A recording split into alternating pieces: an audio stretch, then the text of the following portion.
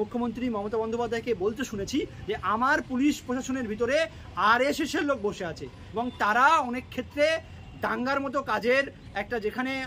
দাঙ্গা বা ঝামেলাগুলোকে ঠান্ডা করা যায়, সঠিক পদক্ষেপ গ্রহণ করলে সেইগুলোকে বন্ধ করা যায়, সেইগুলো বড় কোনো ঘটনা ঘটে না, সেটাই কিন্তু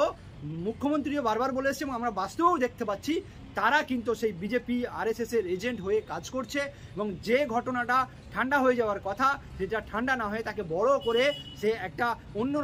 মাত্রায় রূপ দেওয়া হচ্ছে। তার বড় উদাহরণ আমরা